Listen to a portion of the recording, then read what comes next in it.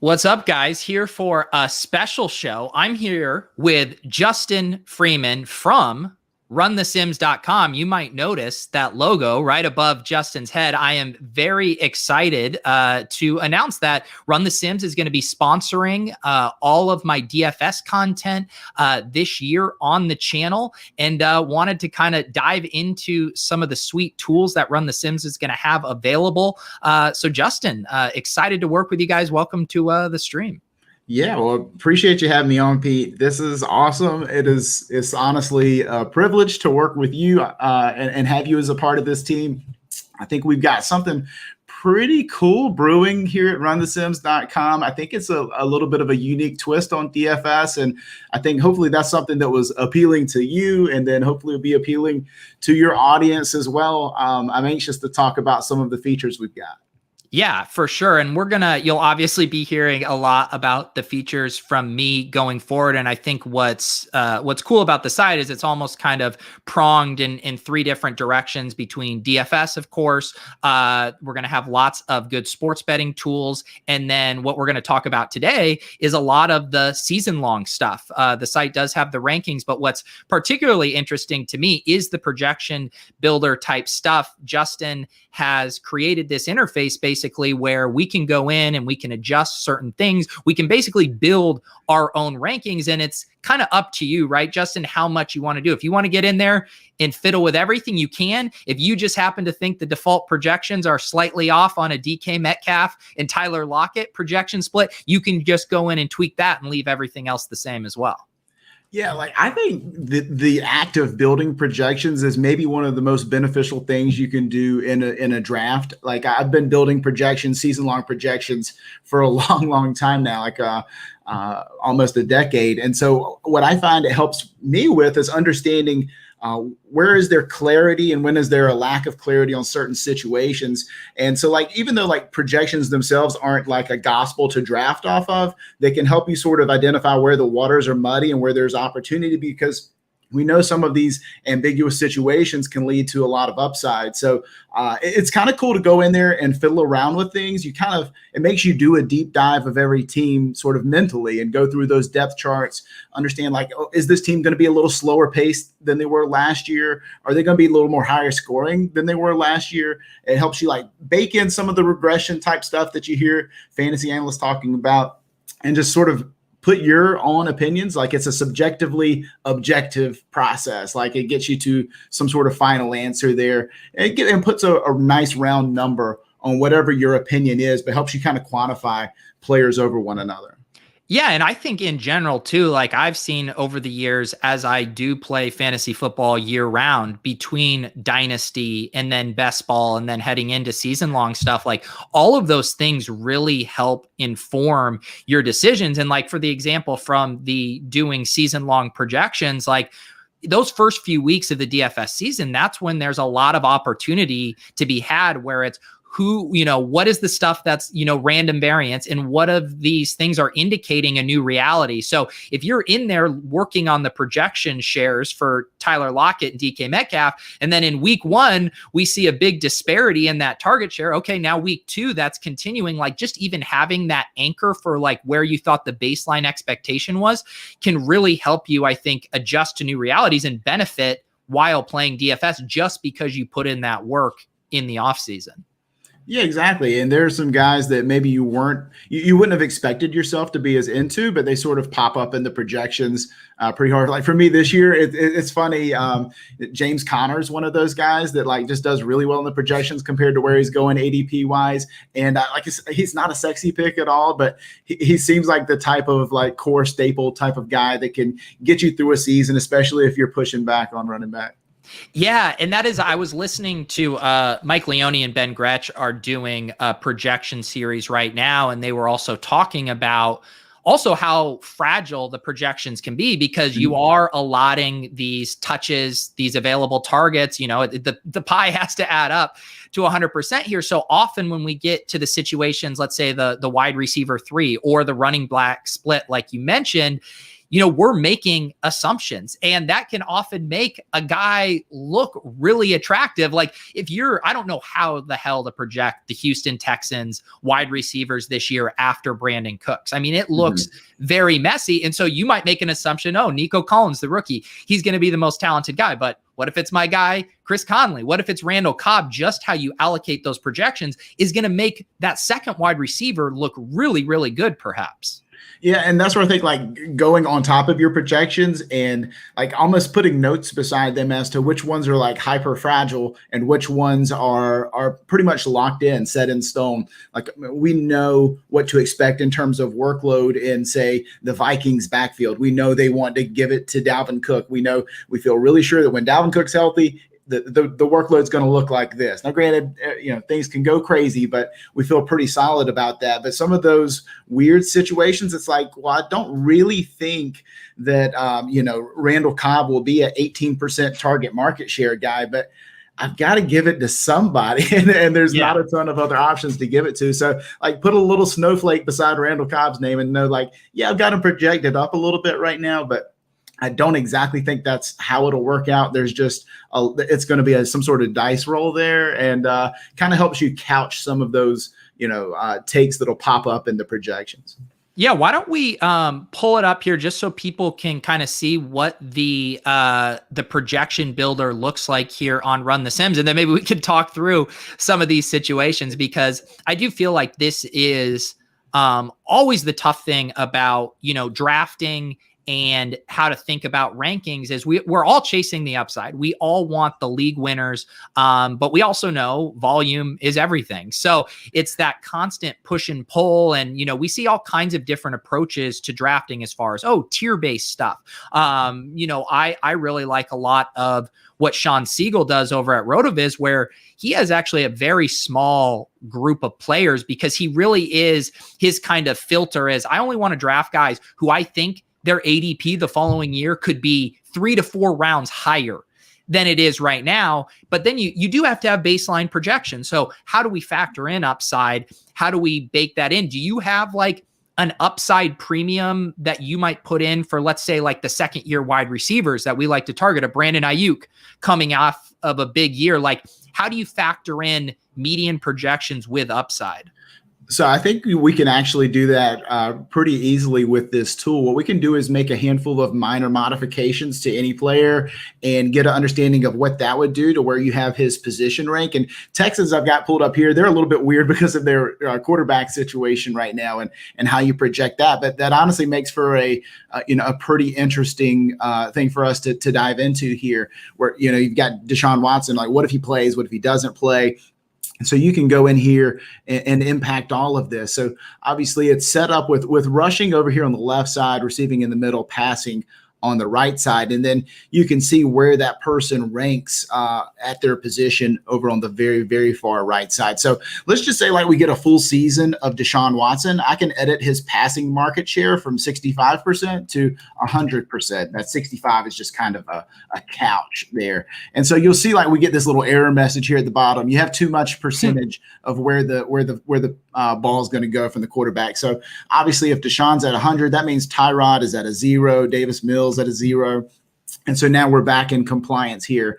And so with only changing those handful of things, I've already got Deshaun Watson up to QB 13 just by giving him all the passing work in the offense.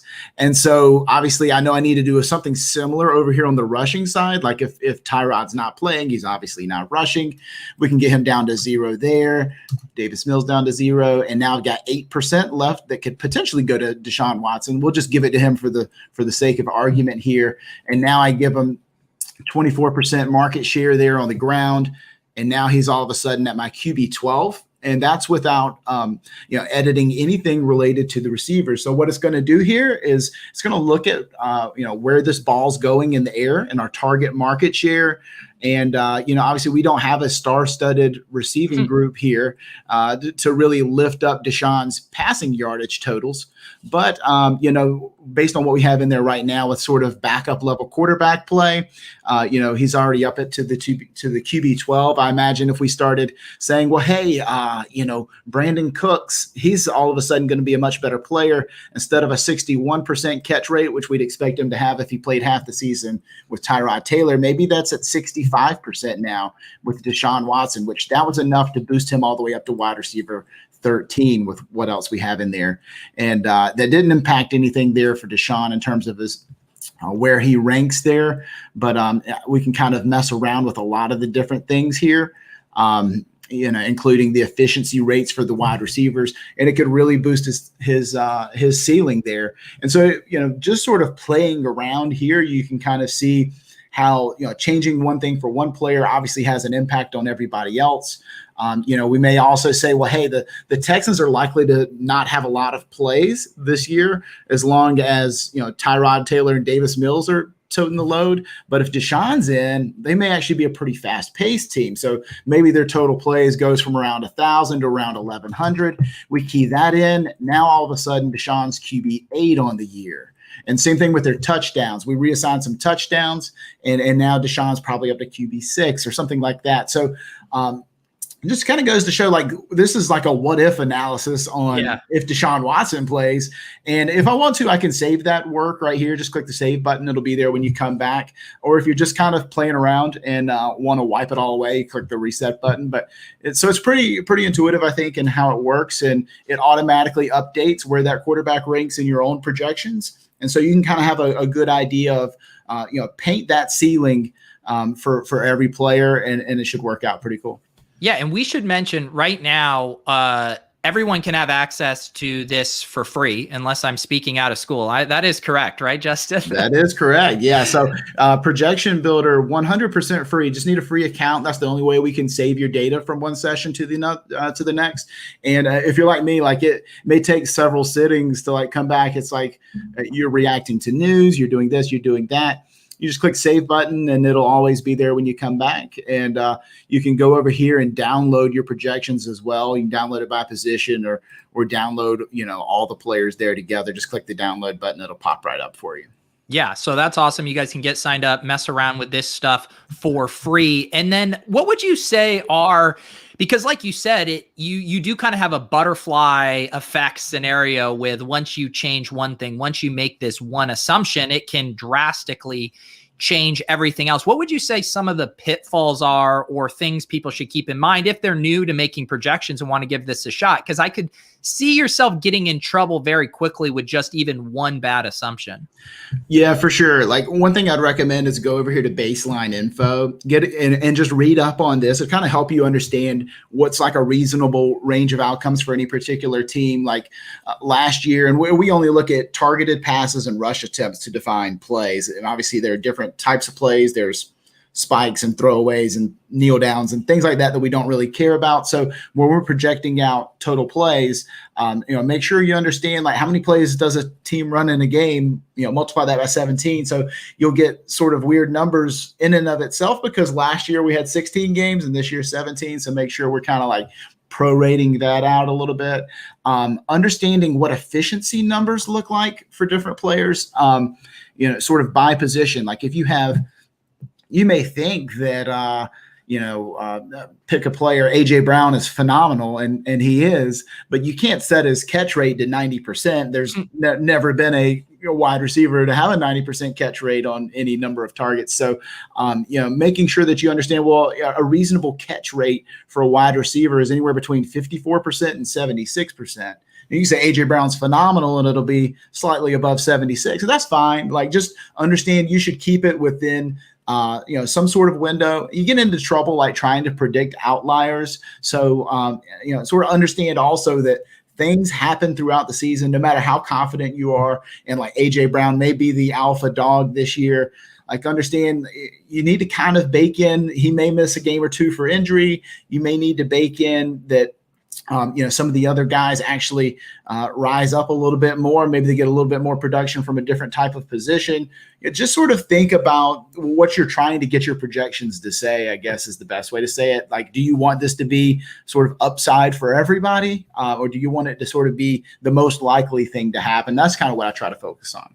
Yeah, for sure. I think looking at the baseline stuff is very important, and you got to have a place to start before you start tweaking there. As far as the projections, you mentioned that you're able to download them and look at it. Are you able to upload projections as well, or does all the tweaking happen within the interface? Yeah, everything's designed to happen within the interface right now.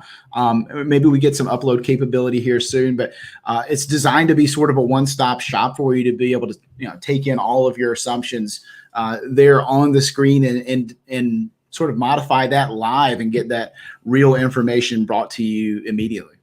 Yeah, and I think that's what's fun too, because there's a lot of people. If you publish your ranks, everyone's gonna always look at one player and say, "Oh, you're way too low on J.K. Dobbins," or "You're way too high on DK Metcalf," or whatever. But with this, you can come in here and you can adjust that one thing. If you have this very strong take, but what this is going to do is actually force you, though, to think through the entire dynamics of the whole offense, right? Because let's say J.K. Dobbins, you're the guy that says he's way too low, and we have him here at a 35% market share of rushing.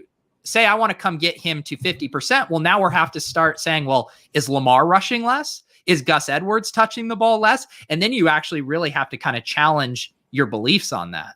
Yeah, exactly. Because I am one of those guys that is too low on J.K. Dobbins, according to some people. But it is exactly what you just said. The Ravens are one of the slower teams in the league. They don't run a ton of plays. They milk the clock. They play this really possession-style offense. And Lamar is actively involved in the running game. It's like, where does this split come from? It's obviously going to have to come from Gus Edwards. Like Lamar, you're not touching Lamar. Like maybe you tweak him down to 27% instead of 29, which is where I have him here. But like you're trying to come up with an additional 15% in the scenario. Well, maybe like take a little bit from Justice Hill, a little bit from the fullback or whatever. But it's like there's not a ton there to take away. And I think Gus Edwards is a part of this rushing game. So, in this situation, I can't give J.K. Dobbins anymore. Like I've got him at 35%. That's where I feel pretty confident keeping him. Like maybe you could justify taking him up to 40. But as you can see, like taking him from 35 puts him as the RB18 here in our model versus if you bump him up to 50, becomes RB13. So that's a big deal. Like, I mean, that's a round's worth of difference in ADP if you're drafting there, talking about 5 running back spots. So it's a big thing to try to get right. And again, this is a situation where you can kind of test out some of the upside hypotheses, if you will, like we think J.K. Dobbins' second-year breakout pulls away from Gus Edwards. Now, I don't certainly think that. I think the Ravens have signaled in many ways that Gus Edwards is here to stay. So I feel pretty confident with where that one in particular is, but just kind of lets you know that, as you mentioned, if something's going to boost, something else has to fall. Yeah, and I would say I agree with you on, and again, I'm not in the weeds on these numbers to be like, oh, that's off by a percentage, but just from a macro perspective, I don't really see the path to him, getting to 50% with Lamar and Gus. I would say if you were super bullish on J.K. Dobbins, where you would try to get him more value was his receiving market share, and basically saying, yes, the Ravens haven't historically thrown to the backs a ton, but let's just say we think Justice Hill's donezo, and maybe we're able to get J.K. Dobbins up to like a 10 or 11% target share. I mean, that might be where I would try to get a little more upside from J.K. Dobbins. Otherwise, you need insane touchdown efficiency probably. Yeah, and giving him 3 extra % there in the target game bumps him up 2 spots there in your running back ranking. So, yeah, you could certainly make a case there. I mean, there's not a ton of talented playmakers for them to choose from there. I have elected to give Mark Andrews a pretty sizable percentage, and he kind of crushes in my model the way I have it right now. If I go down to the tight end section, and just so you know, the way it's sorted is by position here, and tight ends are at the bottom. So I've got Mark Andrews at a pretty reasonable 22%. I don't think that's anything too crazy. And that actually puts him at tight end 3. He's actually projects for me slightly ahead of George Kittle, which is weird. Wow. And I wouldn't draft them that way for many of the same reasons we're talking about upside and that sort of thing. But I have a lot of question marks about where the ball is going to go in San Francisco. I don't have as many question marks about where it's going to go in Baltimore. Like, I believe in Brandon Ayuk. I believe in Deebo Samuel. I believe in those running backs being involved over there in San Fran. So I just don't know that I can count on this like supremely high target market share for Kittle. And then the 49ers have this run pass split issue that I think pops up when we're talking about Trey Lance at quarterback. So if we're going to be getting 17 games of Trey Lance, and I think I have it currently split out. Okay, yeah, I've got it 50-50 here between Lance and Garoppolo. I hope you're wrong. I really hope you're wrong. I do too. I would love a full season of Lance. It's really tough to know what to do with those guys right now. But if that's the case, the 49ers are already super run heavy. And that's just going to make them even more run heavy, in my opinion. So kind of really dings Kittle. So I think there's a little bit of warning there around Kittle. Stay here on the 49ers. We're bouncing around, but all of this is interesting to me because, again, I'm thinking through, obviously, if you go 50-50, which I think is just a very safe assumption based on kind of what the team's saying right now. There's a lot of unknowns with Lance. And it puts them at QB 33 and QB 34. What happens? Where does Lance go in your projections if he's up to 100%, if he started every game?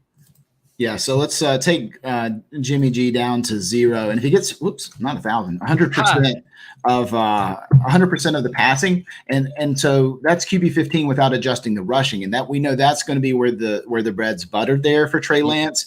I would think you could probably pretty safely get him to close to 20% rush attempts in this offense, and so that's going to, and here's another, just to clarify, TDMS is touchdown market share. So this helps distribute where the rushing touchdowns go in the offense. So let's just say his touchdown market share was exactly the same as his attempt market share. And that in and of itself gets him to QB 11. And I think you could probably tell yourself a story where, the touchdowns may go up in this situation. Or I currently have the 49ers projected for 43. Maybe that number goes up to 46 or 47. Let's just call it 46 and a half. And we're already up to QB 9 there for Trey Lance with a full season. So, there's a lot of different ways that can shake out. But obviously you can play around with all of this. Yeah, and I think that's what's really cool too, because when you see, Trey Lance over on Underdog, I believe he's now kind of settled in at like QB 12, 13 range, which now kind of perfectly illustrates, well, one, drafters are making the assumption that he takes over at some point. And when he does take over, that if he does, it's going to be for that playoff stretch as well, which is obviously when the big money weeks are happening. And then you're drafting him at QB 12, QB 13, but you see there's some meat on the bone here for upside, just with the offense getting better. We get him up to QB 9. Maybe you factor in, I like his playoff schedule a lot. Maybe you get it a little more. Like, you can now make the case for where we see this upside scenario. And I think that's what's really interesting with these median projections. You might see him as like QB 33, but it's like, we have to think about how we are applying this in a best ball format where you can have 1-2 other quarterbacks to help bide your time and then get the upside from Lance in the playoffs. That's where kind of how you're actually getting these points and when you're getting them is fascinating as it relates to projections. Yeah, exactly. And as you sort of look at your QB ranks here on this screen, you can sort of compare him to who he's going around and where he's coming at similarly in projections. Like, he comes out almost identical to the Deshaun Watson example we just did a minute ago. So we obviously know we can't bank on that for Watson. So really, you could even call him the QB 8 here in this situation. But like, look at Aaron Rodgers. Like, you can't feel super confident about taking him. You've got to apply that type of logic to your drafts as well. Russell Wilson, we're talking about a new offense potentially this year. Maybe that's for the better. Maybe that's for the worse.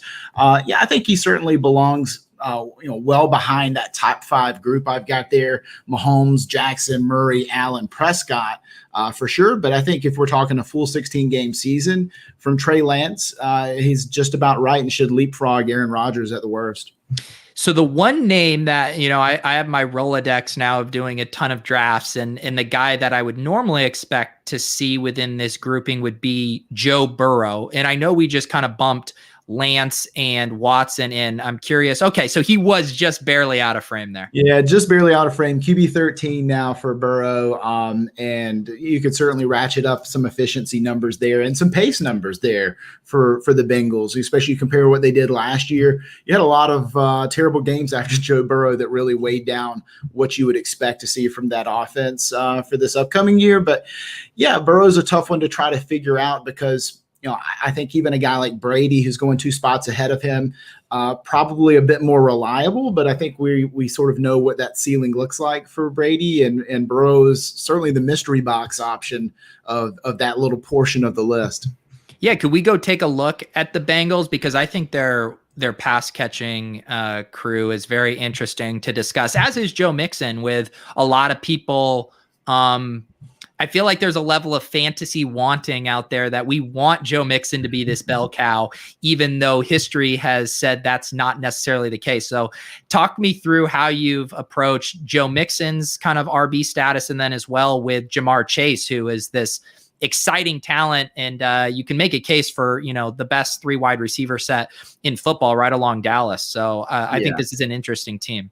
And I love Chase, by the way. We'll get there in just a second. But yeah, I'm a pretty much a believer here that when Mixon's healthy, they want to ride Mixon like a featured running back. And the fact that Gio Bernard is out of the picture just clears that up even more. I know Samaje Perine is sort of a popular handcuff pick this year. I'm not super sold on that, but yeah, I see him and Joe Mixon having pretty much similar skill sets. Like, I'm not worried about Samaje Perine coming on the field for third down, taking away pass game work from Mixon. So this kind of screams like Mixon will be an all the time running back for the Bengals.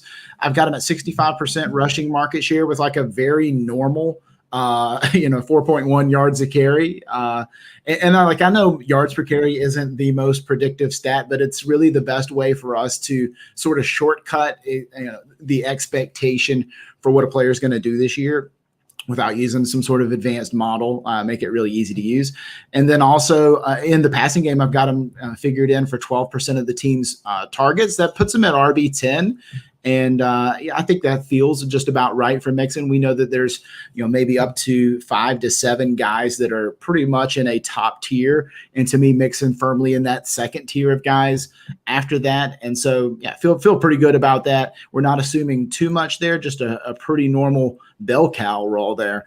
And for the wide receivers, I've got Jamar Chase leading the team in targets, and that may be a little bit bold when you've got some established guys like Tyler Boyd, and even last year's T. Higgins did great. And I think that 3 wide receiver set is going to just dominate targets between the 3 of them. It's going to be super concentrated. Bad news if you're an Auden Tate believer, which I had been for a period of time. But no, I think that's there's not a tight end on this roster that you're super worried about just dominating targets. CJ Uzoma, Drew Sample, there's not a ton of places for the ball to go, and they've invested a lot in Jamar Chase. I think based on what we know about Chase, he may be like a true alpha receiver, more so than the description for T. Higgins, even for that matter. So I feel okay about having him up pretty high. That gets him a wide receiver 15, and that's too high to be drafting Jamar Chase. Like, you'd be foolish to take him in, round 2 or whatever that would mean for him, as opposed to waiting a little bit. And you can probably refresh me on where his ADP is currently in best ball drafts, but I think the upside is just absolutely out of this world for Jamar Chase. Yeah, it's a tough one in that. Yeah, right now Jamar Chase is going mid to late 4th. T. Higgins is going early to mid 5th. Mm-hmm. I end up getting a ton of Higgins. I like Higgins a lot. This is such a fascinating use case because you have the prospect in T. Higgins, who people didn't love him like they did a lot of the other guys. He was kind of considered a second tier prospect last year. He comes in and does everything you'd want to see from a rookie in year 1. And then where do we generally see the big, second year breakouts? It's from these, second year wide receivers. So for me, Higgins checks a lot of boxes. Obviously this offense is going to be much better, but then like you said, Jamar Chase, generational prospect here, who, if he is what we think he is, I think this estimation here makes a ton of sense. There's also just uncertainty in general, though, with how these rookies come out, we never truly know. So the other thing that's hard for me too is I could see Jamar Chase hitting this market share more in the second half of the season. I mean, we saw it with CeeDee Lamb last year. He was a little slow out of the gate. Then once he got his bearings, then his targets really started to pick up. So it's also like when you're doing season-long projections, it's almost like I wouldn't be surprised if Jamar Chase was, 10 to 14% weeks 1 through 6, and then 21 to 23% the back end of the season. Yeah, exactly. The Cowboys are a really great comparison there because, you've got Amari Cooper, who's, was the presumed alpha in the offense, but then the new kid in town with a lot of draft capital behind him, all of a sudden is going to start making some play. And that offense is obviously super intriguing in best ball. And I think this one could be too. And it's almost like a sort of a arbitrage or whatever, where you can pick up this Burrow stack with, Jamar Chase and T Higgins and maybe even some Tyler Boyd. Like, I'm one of those that kind of believes in the slot guys and their upside there too. Like they don't all have to be the 6'4", 216 or whatever type wide receiver like T Higgins is for that matter. I think Tyler Boyd can accumulate stats as well. So yeah, I'm a big believer in the offense in general. Yeah, and I think another nice thing about drafting any of these Bengals wide receivers is not only could the pie be big enough and the offense play fast enough for all three of them to be values at their ADP, but you also have even massive contingent upside if one of them were to get hurt. Like if you remove one of these three, the other two, we're pushing them up to like both like near probably 25% target shares in that scenario, in which case you could have two top 12, top 15 wide receivers from the Bengals. Exactly. And we know they're going to throw the ball. Like I don't expect that defense to be tremendous this year. They'll probably be playing from behind a plenty. And, I think Joe Burrow wants to throw the ball around the yard. Like we saw some monster numbers from him first half of the season last year before he got hurt. So yeah, feel confident about that. I think like this is a situation where you could really say, let's play with the pace here for the Bengals. Because I think you could say they may lead the league. Like they may be up there with the Falcons and the Chiefs as far as teams that are going to run a ton of Cowboys for that matter, teams that are going to run a ton of plays. And I think they're not going to have a ton of, consistency on the ground. So you could even say the rush rate might be down a little bit. However, have them close to the bottom already. So even if we just take them from 1066 to 1100, let's see. Yeah, there we go. Burrow comes up just a smidge there to QB 12. So yeah, you just kind of play around with all that stuff. I think they will be one of the faster paced teams in the league.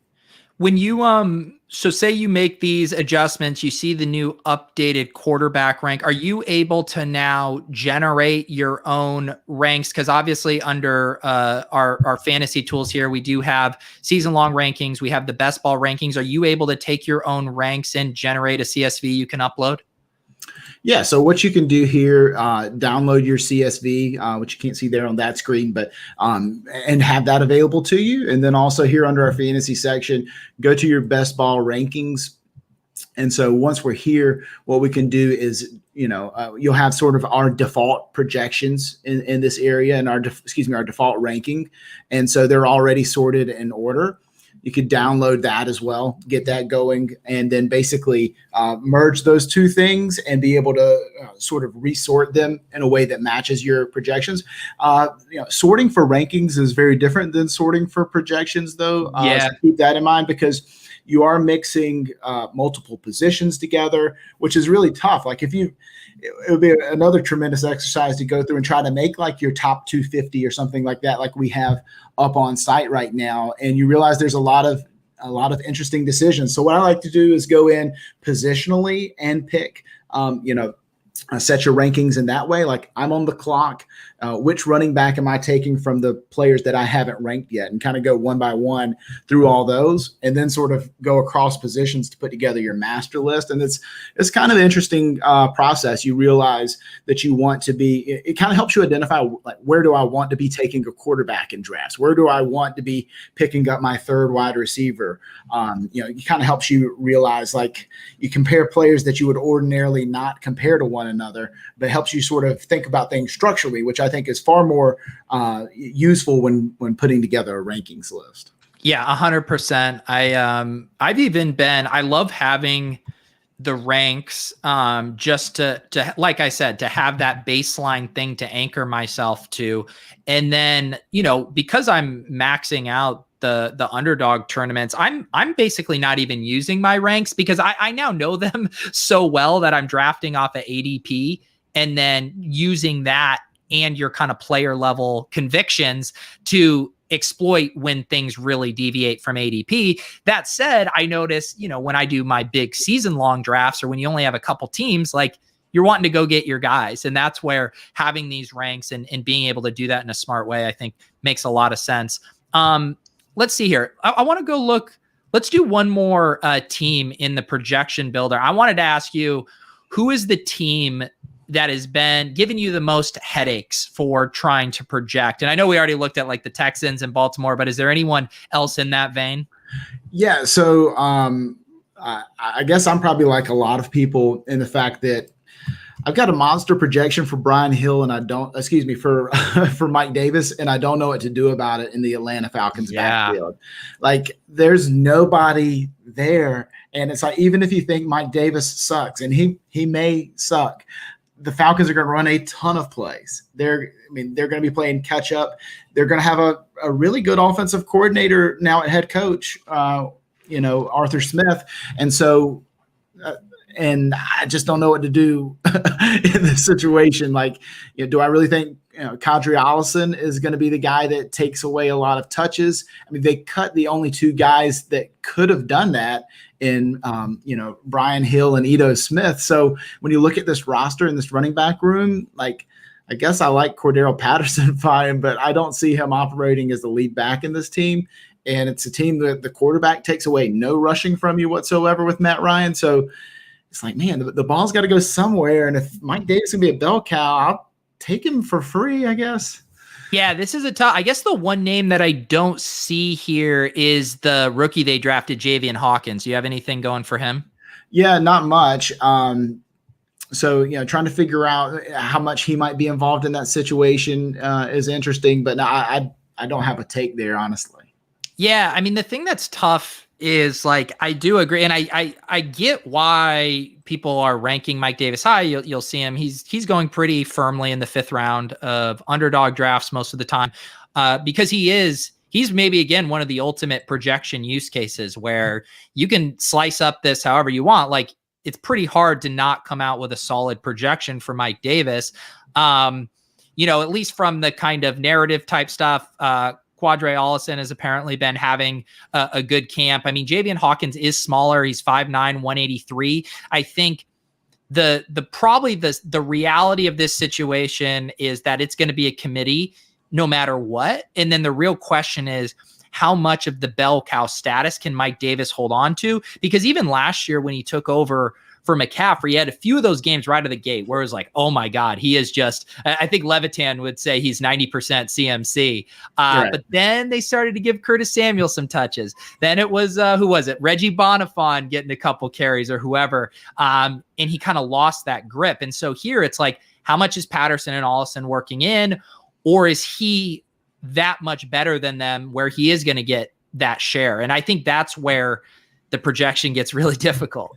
Yeah, and I had to look this up, man. Javian Hawkins, undrafted guy. So I mean, that would be, assuming, a pretty big leap there. But we've seen that with sort of James Robinson. So maybe we could tell ourselves that story. But yeah, I'm with you. Like, he doesn't even have to be good to be useful in this situation. Like, you see, I've got him down at 3.9 yards a carry. That's terrible. And 55% of the touchdowns on the ground compared to 60% of attempts. So I'm even dinging him there in his scoring expectation. But I mean, he's a capable pass catcher. I think he's going to be fine. Yeah, I think so too. What I mainly worry about is I like Mike Davis, I think, a lot more in managed leagues because you're able to cut and move on. This is funny. I've always said I prefer him in best ball. This might be the first time I've said I prefer him in managed leagues. Because I have a hard time telling myself, can Mike Davis be a league winner weeks 15 through 17? Like, can this guy at his age make it all the way through the season, fend off injuries, fend off these other guys, fend off random gadget touches for Cordero Patterson? And that's just a harder story for me to tell. But man, if you start with a 0 RB build and you need some of those quote unquote usable weeks at the start of the season, I mean, Mike Davis is your guy. Yeah. Look at this pass catcher core too, and tell me what you think, because I think you can make a case that Calvin Ridley could be the wide receiver 1 this year, right? With Julio gone and that high volume passing offense. I think it's going to be bananas for Calvin Ridley. He's going to catch a ton of balls this year. And maybe I'm not high enough on Kyle Pitts, but talk to me about that receiving situation, because, we talked about sort of the ancillary pieces there in Houston, for example. Here's another one where, like, replacing Julio Jones, what does that look like? Is that Russell Gage? Is that Olamide Zaccheaus? Some of those other third and fourth level guys? Or is it going to be like all going to Pitts and Calvin Ridley, or Hayden Hurst staying around? They're going to do a little more 2 tight end. We saw that in Tennessee last year. So how's that going to go?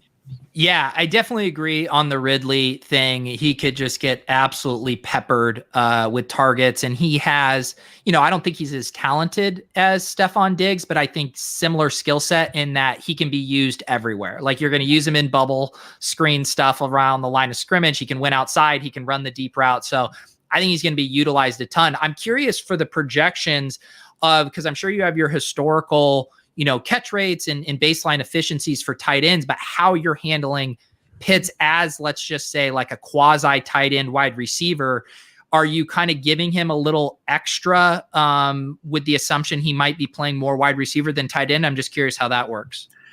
Yeah. So I tend to think that rookie wide receivers don't catch a lot of their targets. They really struggle a lot in terms of catch rate. And so I've got Kyle Pitts dinged, maybe dinged a little too hard here at a 55% catch rate. Like, maybe he is just an absolute animal and can adjust a little bit more quickly than that. But, I think a typical tight end will be closer to 65% in that area. So let's just say what happens if I bump him up to a more reasonable number there. He goes from tight end 7 to tight end 5 there. And that's probably a little closer to right there. That may even be a permanent change I go ahead and put in into the system here. But yeah, I don't see him like walking away with the team leading targets or anything like that. I think he's clearly number 2 behind Calvin Ridley. Yeah. I even a guy like Travis Kelce is not getting peppered with targets as, in terms of percentage wise. Like, he's going to be a 22% target market share guy himself. I think it'd be foolish to assume Kyle Pitts is anywhere close to that in year 1. Yeah. And I think, if Kyle Pitts really kind of breaks the season, so to speak, it'll probably be with touchdown efficiency. Yeah. Yeah, I think that makes sense. Like, he's going to be the tallest guy in the end zone, right? So just toss it up to your 6'6", 250-pound guy in the red zone, and good things are going to happen. But, I mean, Calvin Ridley, that's what he's great at, too. So it's tough.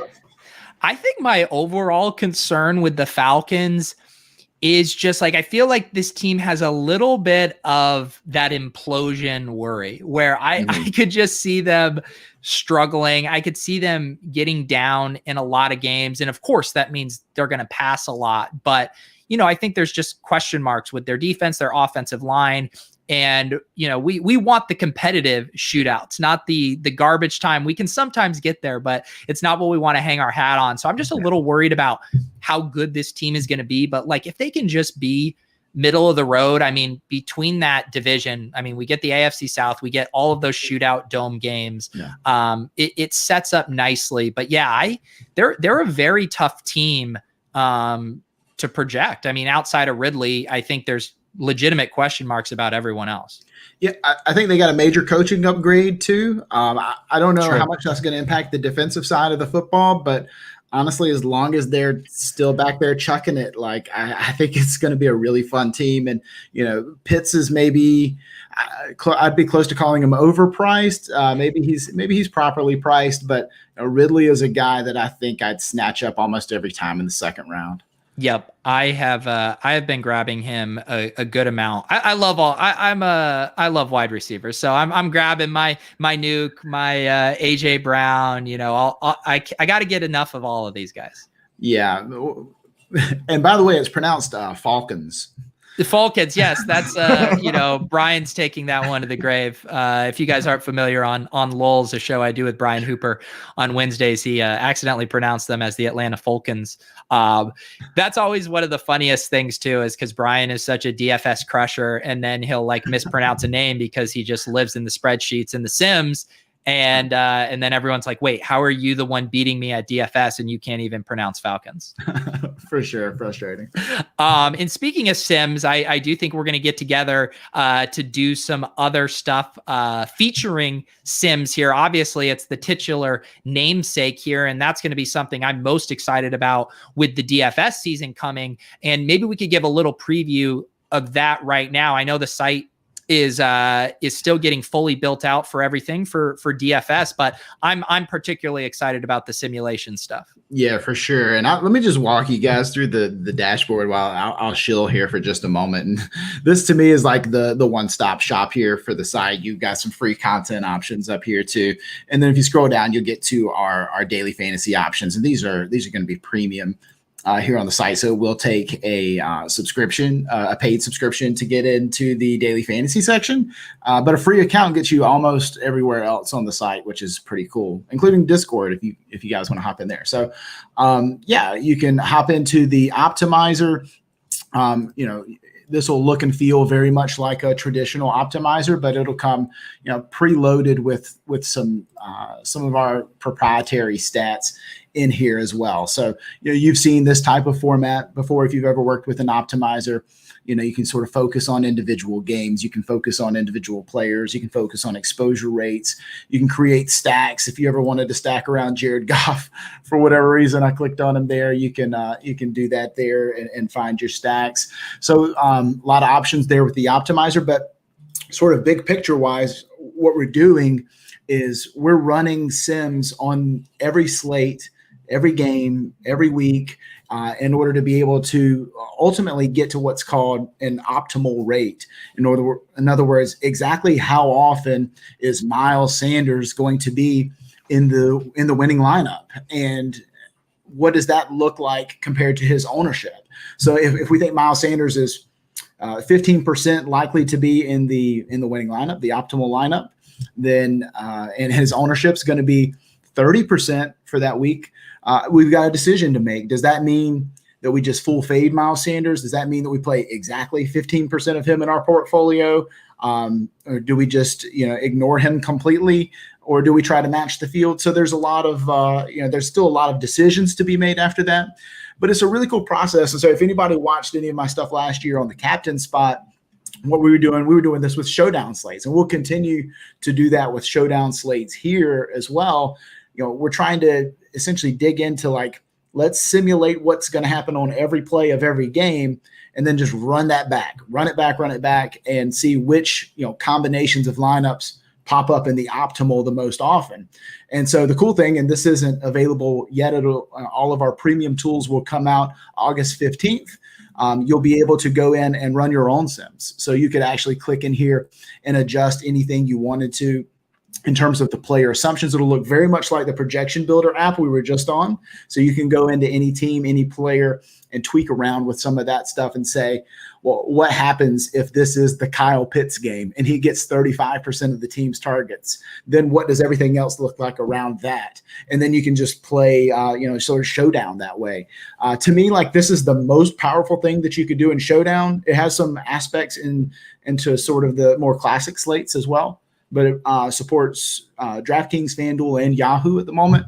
So pretty excited to get this up and rolling. It sort of takes what we were working on last year and puts a user interface on top of it. So it makes it as simple as this process can be. And I think simulation is sort of the next big thing for DFS. Yeah, for sure. And those of you guys who watch Lulz with Brian and I, or who watched our the GPP show I did with Brian last year, one thing he always says about simulations, it's like, we can't keep all of these variables in our head.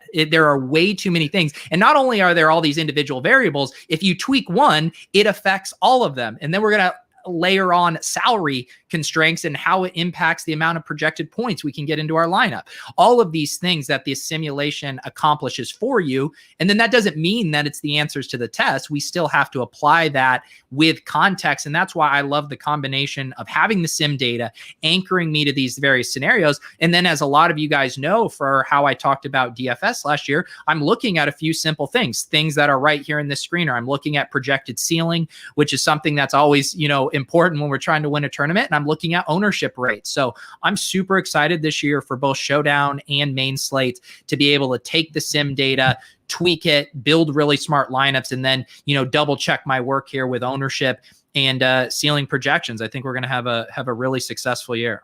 Yeah, it's really cool. It kind of helps you realize what you know and what you don't know. It just sort of takes, like you said, the guesswork out of that. And some people can intuitively handle a lot of inputs, and that's just in their DNA. And those are probably some of the best DFS players out there.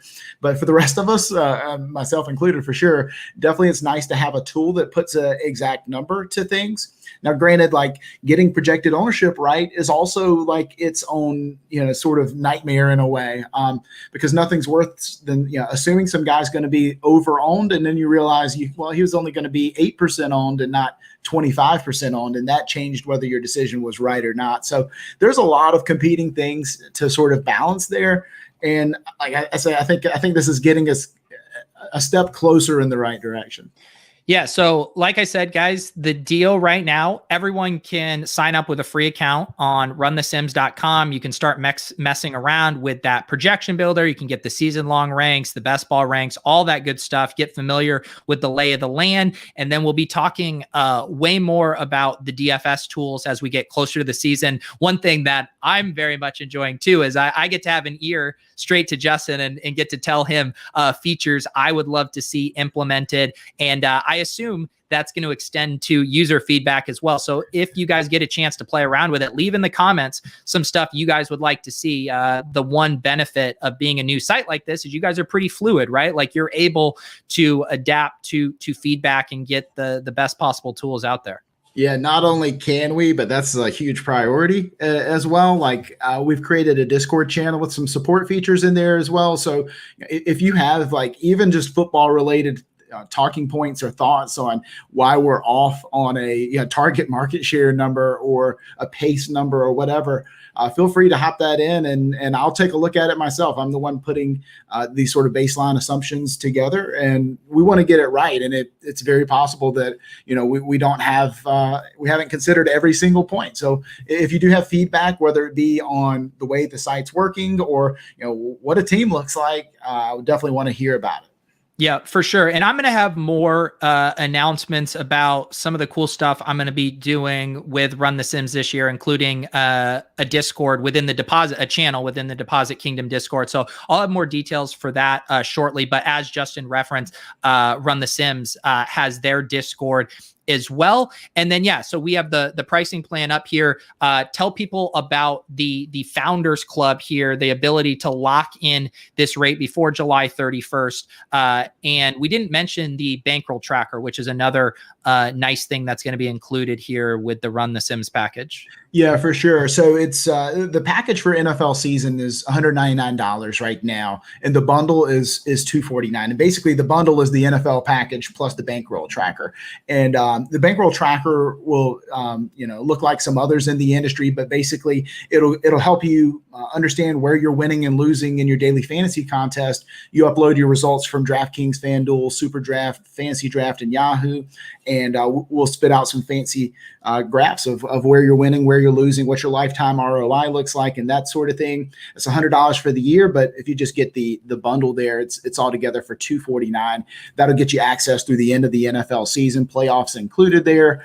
And then, if you use promo code Pete, we can hook you up with a little discount off of that. I know that's right up your alley, Pete. That's right. You know, I have now come up with a promo code that I can apply to everything, including Run the Sims. And yes, promo code Pete will get you. It's $50 off of this pre-order bundle, correct? Yeah, man, $50 off the pre-order bundle. That makes it the same price as the season pass by itself. So basically, you get the Bankroll Tracker for free, effectively. So $199 for the bundle when you use promo code Pete. Hop on in there, guys. You can also create your free account if you don't feel like hopping in just yet. You can always just dip your toes with the free account, access the stuff that we played with today. No problem there. Take your time. But the Founders Club deal does expire July 31st. And the cool thing there is we'll honor that $199 price for as long as we run the site. So if you're wanting to lock in a pretty awesome price, like we know it's worth more than this. I think top DFS players would pay some multiplier of this number to have access to simulations. And so feel free to go ahead and hop that in, lock that in for $199 if you subscribe before July 31st. Yep. And like I said, I'm still have to get my ducks in a row within the Discord, but people who use promo code Pete will get access to a Run the Sims channel within my server. And that's where I'm going to be hanging out throughout the season, before showdown slates, before the main slate, talking through my final thoughts before all those, my exposures, kind of the last minute thinking before all those locks there. So yes, I'm very excited to work with Justin with Run the Sims. Very excited about all the tools. Pat Mayo is also going to be doing a ton of Run the Sims content. And you guys are focusing on the tools. That is your thing. And you said to us, you guys make the content. We're going to do the tools. And I think that's how we're going to get the best results, because you guys continue to improve. They're already light years ahead of when I saw it, for the first time a month or so ago. Yeah, a lot of work's been done for sure, man. I don't know if I've gotten a lot of sleep lately, but it's been great and it's been fun. And like you said, there's a lot of really good free content out there in the DFS world, especially some of the best content I've heard has been free stuff. And, guys like you and Pat just do a phenomenal job with it. So it's like, why are we going to reinvent the wheel? Let's do tools. We're good at tools. And so we're going to try to put together the best tools platform we can. For sure. And Justin and I are going to be back. We're going to do some more shows throughout July. I had a lot of fun digging into the projection builder stuff. And I also want to get Justin on lulls. We can talk some Sims with Brian. I remember last year, it was literally a rallying cry of people begging Brian to release the Sims. And that's what we're going to be doing on Run the Sims this year, is we will be releasing the Sims for you guys. And I think it's going to give us a big edge this year. For sure, man. I'm ready to get the season started. It's going to be here before long. For sure. So links to all the important stuff down below. Promo code Pete if you guys want to get a jump on the Founders Club. I will get that private Discord up here for Run the Sims members shortly. And really excited for a great season. And I do think, putting all the pieces together, working out our best ball, our projections, that's going to really help us when DFS season rolls around. And we are ready to handle a Javian Hawkins situation on a showdown slate. Right, Justin? There you go, baby. We're ready. All right, guys. We'll see you next week.